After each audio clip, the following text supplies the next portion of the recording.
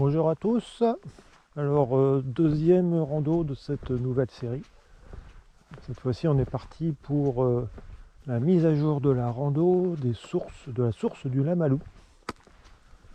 Alors, ce que j'ai retenu de la première vidéo, c'est qu'il fallait peut-être éviter le mode Super View de la GoPro. Donc, j'ai réduit un petit peu, je suis en mode large. Et ensuite, que lorsque j'enregistre, il faut que je marche un peu moins vite, parce que sinon ça bouge un peu trop. Donc voilà, on va faire cette deuxième rando avec ces nouveaux paramètres. Et là on est parti par un début sur un petit bout de route avec une vue sur le pic Saint-Loup. Aujourd'hui il fait pas très beau, mais il paraît que ça va se dégager dans la journée. Alors soyons optimistes. Alors je vous fais découvrir le paysage là, vers lequel on va aller, vers lequel on va se diriger. C'est ce qu'on appelle maintenant les marches des géants. Alors moi je venais ici il y a déjà plus de 20 ans, sauf que j'avais jamais réussi à intégrer ce passage dans une rando qui tienne la route. À l'époque, il n'y avait personne qui venait là, c'était pas connu du tout. Ça s'appelait le Causse de Millau tout bêtement. Et puis après ça s'est démocratisé, maintenant on trouve ça un petit peu partout. Et il y a des gens qui ont donné un nom à ce lieu, ils l'ont inventé, ils appellent ça donc les marches de géants. Et on va aller se promener là-bas. Alors en effet, je constate qu'en 5 ans, il y a eu une augmentation de la fréquentation assez importante, puisque pour venir jusque là où on se trouve maintenant, donc à peu près à mi-chemin de la montée, avant il fallait chercher un petit peu le passage. Aujourd'hui, il y a une trace magnifique et imperdable. Et donc là, je vous laisse profiter du paysage. Donc ici, on a une géologie très particulière. C'est bien du calcaire, mais c'est pas du tout le même calcaire que dans la garrigue. C'est un calcaire beaucoup plus récent qui donne donc un paysage totalement différent et vraiment très original. Ce sera même encore plus original quand on sera là-haut. Donc là, on est arrivé en haut et c'est mon endroit préféré, parce que là, on traverse un véritable désert minéral. C'est vraiment extrêmement original comme paysage. Et qu'en plus, en arrière-plan, les montagnes, là, je pense qu'on ne doit pas le voir parce que c'est un objectif grand angle, mais au fond là-bas, il y a l'Aigual qui est enneigé. C'est très joli. Là, c'est vraiment très très dépaysant comme paysage, hein, c'est le moins qu'on puisse dire.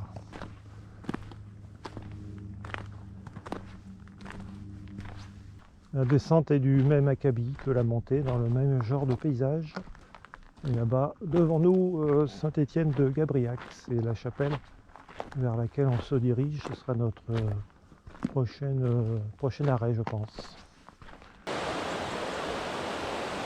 Ah oui, j'oubliais, avant d'arriver à la chapelle, on passe sur ce pont, sur le Lamalou. Mais le Lamalou, on le reverra plus tard dans la journée. Donc là, on se contente de lui dire un petit bonjour.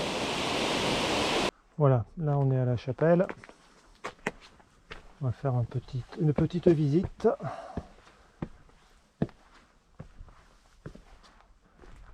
Le site est sympa.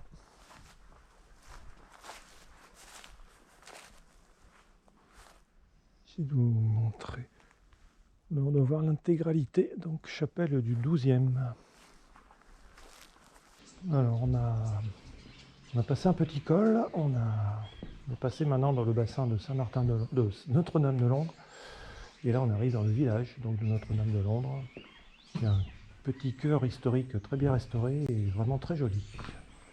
On va traverser donc ce petit bijou de hameau moyenâgeux.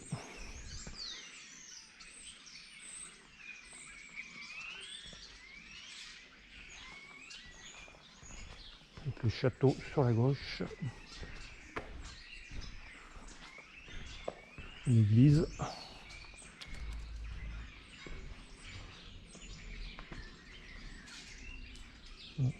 On doit la voir là, voilà. Une place de l'église. On continue dans ces jolies ruelles pavées, rue du Four. Bien fleurie, très jolie. un chat qui arrive en face. Vraiment très très joli ce village. Bien décoré avec les... Et on sort là par ce porche. Visite terminée. Bon, là on est en train de quitter le bassin de Notre-Dame-de-Landres. On y est allé, on a fait cette incursion uniquement pour voir le village, mais ça valait vraiment le coup. Et là on va passer bientôt un petit col pour retourner côté Lamalou. Mais ici le chemin est sympa et la vue aussi. Bon, alors là on va s'engager sur le sentier de la source du Lamalou. Comme vous le voyez, comme vous venez de le voir, il y a un panneau propriété privée. Alors comme c'est quand même c'est embêtant pour moi de supprimer cette partie de parcours qui est particulièrement jolie, je me suis renseigné auprès de la mairie. Il m'a expliqué qu'il y avait comme une tolérance de passage à condition de respecter les lieux.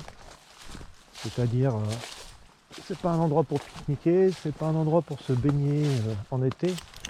On n'y vient pas en groupe, en hurlant. Et si on rencontre un local, eh bien on fait profil bas. Parce que ce qu'il faut savoir, c'est que contrairement aux idées reçues, il n'y a pas de droit de passage le long d'une rivière. C'est pas comme au bord de la mer. Donc ce panneau, il a tout à fait le droit d'être là. Sympa ce sentier là quand même au bord des cascatelles là.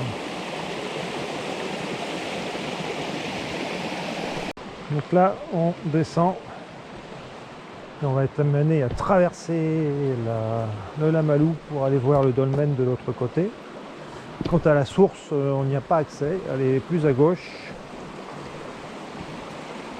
Et c'est complètement inaccessible.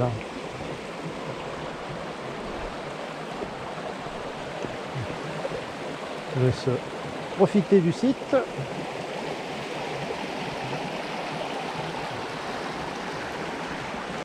Et là, on arrive au fameux dolmen du Lamalou. C'est sûrement un des plus beaux et des mieux conservés de la région.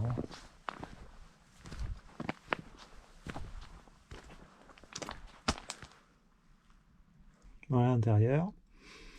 Première chambre. Et deuxième chambre. C'est vraiment très bien conservé. Bon, on a repassé le pont qu'on a vu ce matin sur le Lamalou. Et là, on remonte sur la rive gauche, on va rejoindre la jolie cascade. Et là déjà ce sentier il est très agréable. Oh magie, le soleil vient de sortir avec quelques heures de retard. Bon, la météo n'est pas mentie, ça allait se dégager. Il fallait être très patient. Donc là, je vous montre le site de la cascade. Alors,